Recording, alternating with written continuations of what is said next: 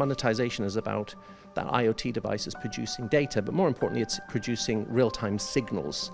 And as you blend those signals upstream into weather applications or into healthcare applications, we want to use that underlying IoT data in many, many different ways. So it needs to be ubiquitously available to all the applications that are looking to build on it. That's the future of monetization.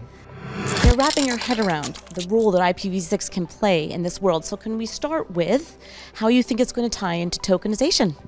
What we're seeing is blockchain technology with the combination of writing programmable contracts, smart contracts, to say I want to tokenize a real world asset like a bond or a carbon credit or property. Now, if I can incorporate into that real world asset Internet of Things data, I will be able to enrich that asset over time, and therefore I can more dynamically manage the value of that asset. Part of that really is about making sure that something like IPv6 says that IoT address has a unique IPv6 address, it is secure, and the data and the signal that is enriching a token can be trusted.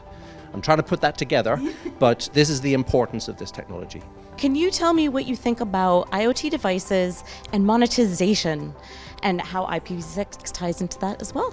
Or blockchain, I should say. So let's say, car manufacturer has got millions of vehicles running around with an embedded Internet of Things SIM card. Well, does the vehicle manufacturer own that card? Does the driver of the car own the data? And what role does the network operator have in being able to use the data that comes from the person and the vehicle? So something like IPv6 takes a step towards being able to have true unique addressing of the IoT device, but then we can layer onto that the concepts of ownership rights, and we can design in privileges and permissions right from the start. So when that actual IoT device gets deployed in the future, actually we can ensure that it has a permissioning structure to say it can authorize data in a different way. I think when we crack that, then we can start to monetize. This is all incredibly exciting, and you are mentioning future a few times here, so I wanted to know how long you think it's going to take, what are roadblocks we can experience to actually get to these wonderful worlds that you're talking about?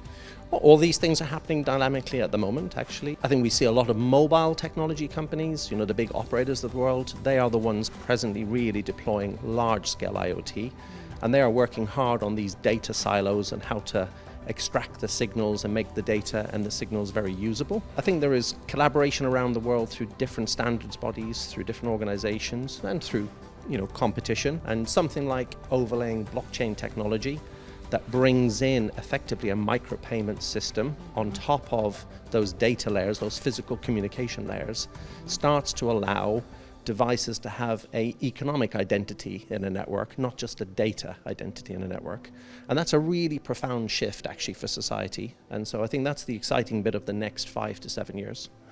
Oh, that's so amazing, Richard. It's always so great to see you. Thank you so much for sharing your insights, and we'll see you soon. Yeah, pleasure. Thank you.